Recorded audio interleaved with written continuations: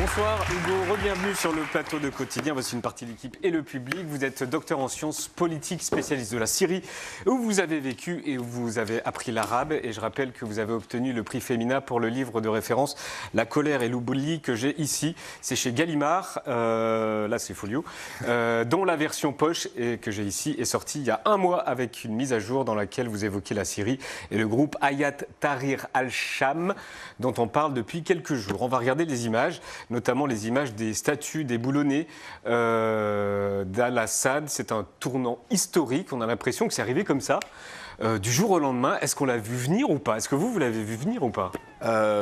J'en ai parlé dans la mise à jour de ce livre que j'ai écrit cet été. En fait, ce que j'ai évoqué, c'était la situation du Moyen-Orient depuis le 7 octobre, où on voit...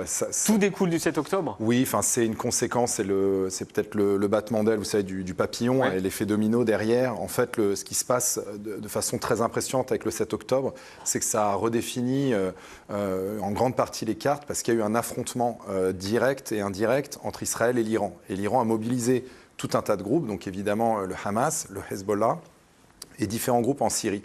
Et à partir du moment où Israël est rentré au Liban, et j'ai écrit ce chapitre avant, en disant si jamais Israël envahit le Liban... Ça, c'était en octobre?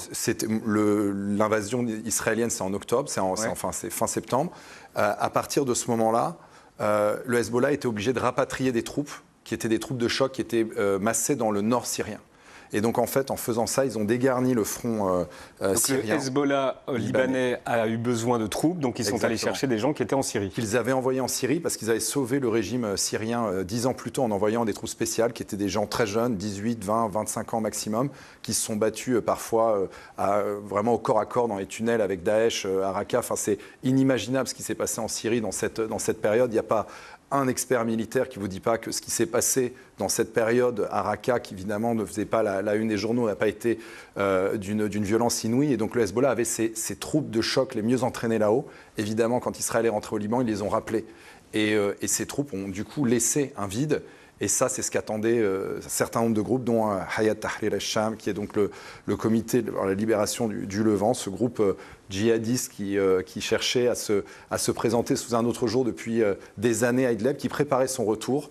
Et donc on avait une situation où le régime, qui avait été sauvé de justesse par une intervention russe au sol, qui contrôlait aussi le ciel, par une intervention iranienne au sol, par une intervention du Hezbollah au sol, s'est retrouvé dans la situation où tout d'un coup, il y avait quasiment plus de soutien. Et en fait, les conséquences de la guerre au Liban, à Gaza, a dégelé la situation syrienne. Et c'est l'opportunité qu'a saisi ce groupe pour foncer vers Damas. Alors, on vous a demandé de choisir une image forte de ces derniers jours. Et vous avez choisi quoi? C'est un tweet. C'est le tweet d'Emmanuel Macron. J'aurais pu en choisir une autre. Mais je l'ai pris pour une formule. Je ne sais pas, ça a dû échapper à beaucoup de monde. L'état de barbarie. L'état de barbarie est tombé. C'est une référence, et je trouvais ça assez délicat, c'est une référence au titre d'un très beau livre de Michel Seurat, qui est un chercheur français, qui est un très grand chercheur, qui avait écrit ce livre fondamental pour comprendre la nature du régime syrien à l'époque sous Hafez al-Assad. Il a été détenu en otage dans les années 80 par des groupes pro-syriens au Liban et proches du Hezbollah, et il est mort en détention au Liban. Et son acolyte, qui était pris en otage avec lui, Jean-Paul Kaufmann, lui a été libéré. Et j'ai trouvé que c'était une manière finalement assez belle de rendre hommage. Il avait tout compris à ce régime. Ce bouquin, il l'a sorti au début des années 80. Le régime n'a pas changé depuis, il s'est durci. Voilà, il n'y avait aucun doute sur le fait que c'était l'un des pires régimes qui existait.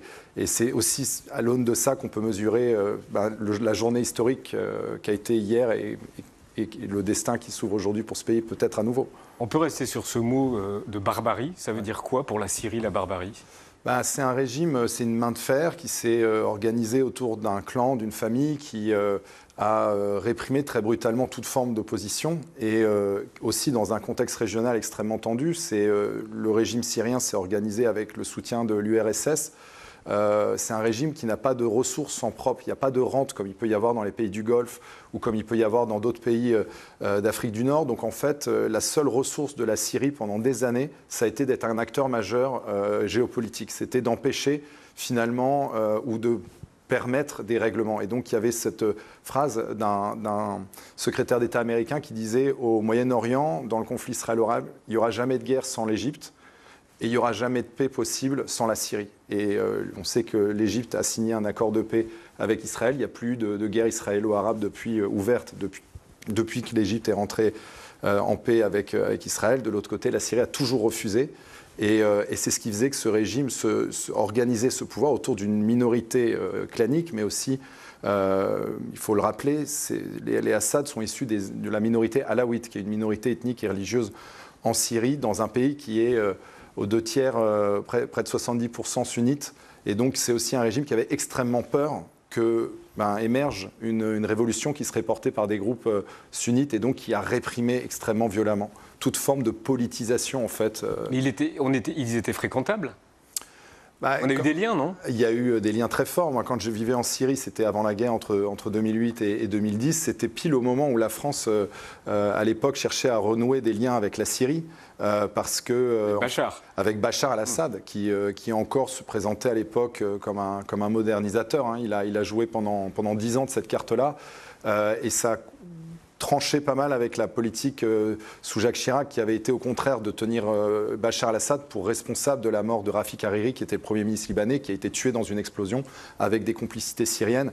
Et donc il y avait eu un énorme froid à ce moment-là français. Et en 2008, le pari qui a été fait et refait sur la Syrie, ça a été de dire on peut leur faire confiance. Et en fait, 3 ans après, à la première manifestation, le régime reprenait ses habitudes qui est en fait de massacrer, hein, il n'y a pas d'autre terme, toute dissension. Le bilan, au bout de 10 ans de guerre civile, c'est 400 000 morts, c'est 11 millions de déplacés, dont 5-6 millions à l'étranger. Et un régime qui ne s'est jamais remis en question et qui, à la fin, en fait, vivait sur ses 2 béquilles, l'Iran, la Russie, et un régime qui s'est devenu une sorte de mafia.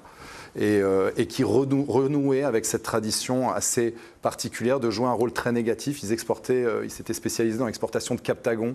C'est une drogue. Oui, c'est quoi? C'est une drogue, une sorte d'amphétamine qui est consommée au Moyen-Orient et notamment dans les pays du Golfe. Et le grand truc des Syriens ces dernières années, enfin du régime, hein, c'était de laisser faire le commerce, voire d'encourager le commerce de Captagon vers les pays du Golfe pour ensuite aller négocier des choses avec l'Arabie Saoudite, avec les Émirats Arabes Unis, en disant peut-être que si vous réintégrez Bachar al-Assad dans la Ligue des États arabes, peut-être qu'on calmera le trafic. Donc voilà, c'est pas à la grandeur de ce qu'est ce pays, qui est par ailleurs un pays extraordinaire, d'une richesse culturelle et politique. Et c'est pour ça que c'est intéressant, c'est que la question syrienne se rouvre. On espère que la situation va rester sous contrôle parce qu'il est évidemment très meurtri, ce pays.